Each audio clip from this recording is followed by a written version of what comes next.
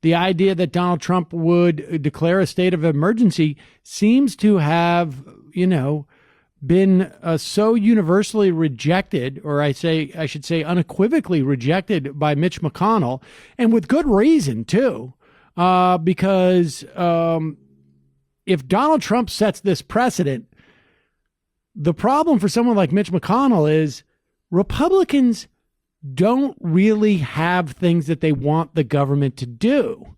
So the power to call a national emergency to implement a policy, like, what are they going to do? Like, we have a national emergency. We need to unilaterally cut taxes for billionaires, right? Like that doesn't quite work. However, on the left, there's a lot of things.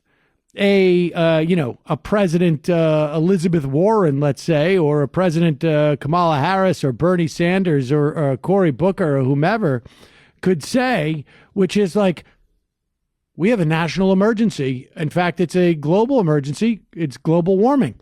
We're going to, I'm going to nationalize the refineries, or I'm going to take over or we have an emergency. 30% of our population does not have access to broadband internet. I mean, we have a national emergency. We have an opioid epidemic. We need to highly regulate drug production. I mean, there's a whole litany of things that are highly problematic that a specific, the president of the left or the center left could use that power. And I think Mitch McConnell's worried about it. And so we don't know how this is going to resolve. But the bottom line is that Donald Trump, because of the sort of the depth of the racism within his party, he cannot pretend like he's building a wall, because some of them really, really want this wall. And so, we were talking about the idea of, to the extent that there's anybody in the party, like a Tim Scott, for instance, when Tim Scott stands up and he's right now fighting the promotion of a federal judge, I think out of South Carolina, or I should say North Carolina, the conservatives would get pretty mad at him. And because he's supposed to be there to say Republicans are not racist. And these days he's been saying stuff like, hey, guys, we got a little bit of a problem here. Republicans are racist. Yeah, Republicans are racist. And so, it's going to be interesting to see what happens there. But it's also interesting to see the sensitivity that the Democratic Party has to these questions now.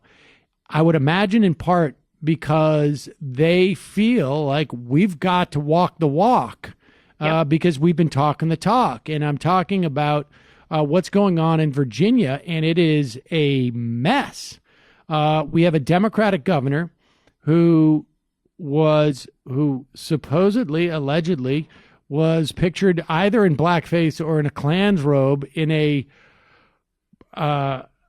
medical school yearbook. He claims it wasn't him. I don't know why after 35 years he did, there was never occurred to him to look at his yearbook and go like, hey, who are those two guys in the horribly racist outfits on my yearbook page? That you would think that would have come up. Nevertheless, he claims it wasn't him. He's hanging in there, doesn't want to retire. Or resign, I should say, although everyone in the Democratic Party is more or less called for it. There's a lot of infighting in Virginia, is my understanding. His lieutenant governor, Fairfax, during the course of the week was accused, or I should say an old accusation from a year or two ago, that he had sexually assaulted a woman at the DNC in 2004, came back up. He claimed that the Washington Post had already vetted this and it was no good. The Washington Post pushed back a little bit on that. And then by midweek, the Attorney General, also a Democrat in Virginia, announces that he has a picture of him in blackface from when he was in college. And I don't know what to say. Like who's left in Virginia? At this point?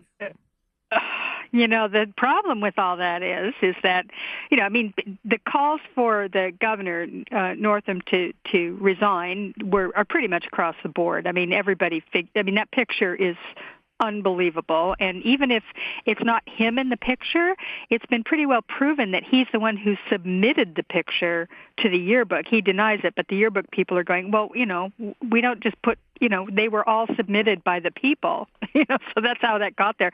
It would take a wild mistake for that to happen. And, it's not logical that this happens. So he's got to go, but he's hanging in there. In fact, there was even some talk that he was considering switching parties, which I think would be really a great thing for him to do. It would just, say everything. I'm at home in the Republican Party. Yeah, well, I mean, listen, I got to go where they want me. I don't want to be where I'm not wanted. We got 30 seconds. We got 30 seconds. Go. Yeah.